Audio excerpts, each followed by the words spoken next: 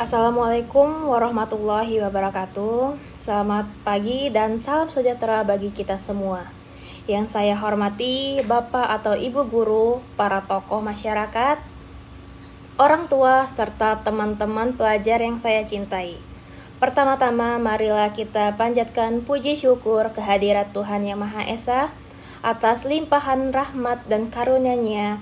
Kita dapat berkumpul di sini dalam keadaan sehat walafiat untuk membahas sebuah topik yang sangat krusial bagi masa depan generasi bangsa. Hadirin sekalian, pada kesempatan yang baik ini, saya akan menyampaikan pidato dengan judul Bahaya Pernikahan Dini di Kalangan Remaja, Tantangan dan Solusi. Tujuan saya berdiri di sini adalah untuk membuka wawasan kita bersama mengenai risiko serta dampak negatif pernikahan usia muda. Kita perlu memahami bahwa membina rumah tangga memerlukan kesiapan fisik, mental, dan materi yang matang, bukan didasari oleh emosi sesaat. Realitas data yang mengkhawatirkan, hadirin yang berbahagia. Mari kita lihat fakta di lapangan. Masalah pernikahan dini di Indonesia masih menjadi tantangan besar. Berdasarkan data Badan Pusat Statistik BPS tahun 2024, angka pernikahan secara nasional mencapai 5,90%. Namun, terdapat ketimpangan yang sangat mencolok. Di beberapa daerah seperti Nusa Tenggara Barat atau NTB, angkanya bisa mencapai 14,96%, jauh di atas rata-rata nasional.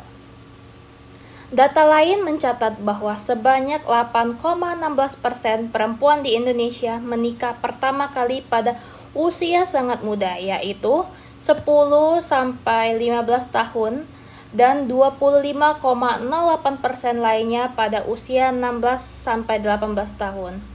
Kementerian Pemberdayaan Perempuan dan Perlindungan Anak atau Kemen PPPA juga mencatat pada tahun 2022 saja terdapat sekitar 55.000 permohonan dispensasi nikah yang diajukan dan sebagian besar dikabulkan.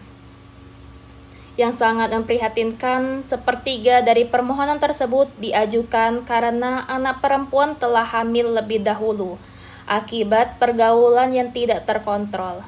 Apa saja penyebabnya? Lantas, apa yang menjadi faktor penyebab fenomena ini terus terjadi? Yang pertama yaitu faktor budaya dan adat. Di beberapa wilayah, tradisi dan norma sosial masih menganggap pernikahan dini adalah hal yang wajar atau bahkan kewajiban. Yang kedua yaitu faktor ekonomi. Kondisi ekonomi keluarga yang sulit seringkali menjadikan pernikahan sebagai solusi instan untuk meringankan beban dengan anggapan anak sudah ada yang menanggung hidupnya. Yang ketiga yaitu rendahnya tingkat pendidikan. Semakin rendah tingkat pendidikan seseorang, semakin besar risiko untuk menikah di usia muda. Pendidikan adalah benteng terkuat untuk mencegah hal ini. Yang keempat yaitu pergaulan bebas. Kurangnya pemahaman tentang kesehatan reproduksi membuat remaja terjerumus dalam hubungan yang tidak sehat, yang akhirnya memaksa mereka untuk menikah di usia muda. Dampak dan bahaya yang mengintai hadirin sekalian, pernikahan dini bukanlah solusi, melainkan awal dari masalah baru. Apa saja bahayanya? Yaitu pertama, bahaya kesehatan tubuh. Tubuh remaja, terutama perempuan, belum siap biologis untuk hamil dan melahirkan. Ini meningkatkan risiko pendarahan, komplikasi persalinan, hingga kematian ibu dan bayi.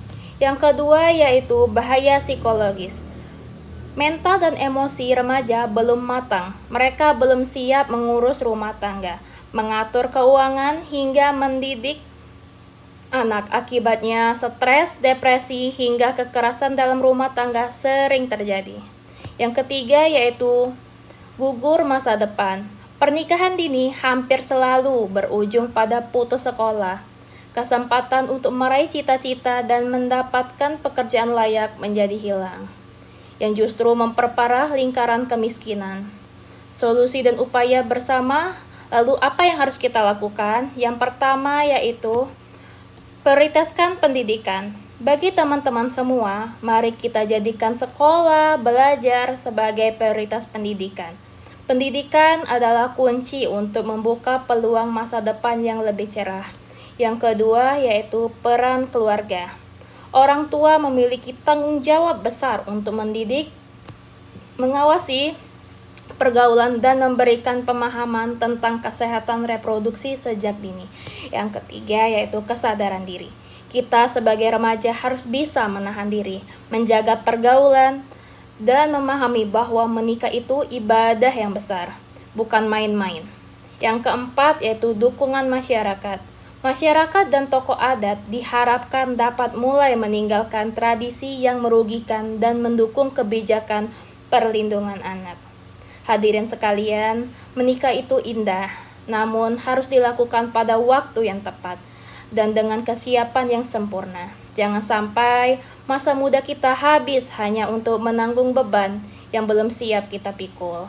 Mari kita bersama-sama menolak pernikahan dini, jaga kesehatan, raih prestasi, dan bangun masa depan yang gemilang sebelum kita membina rumah tangga. Demikian pidato yang dapat saya sampaikan. Semoga apa yang saya ucapkan dan dapat bermanfaat dan menjadi pengingat kita semua. Mohon maaf apabila ada kata-kata yang kurang berkenan.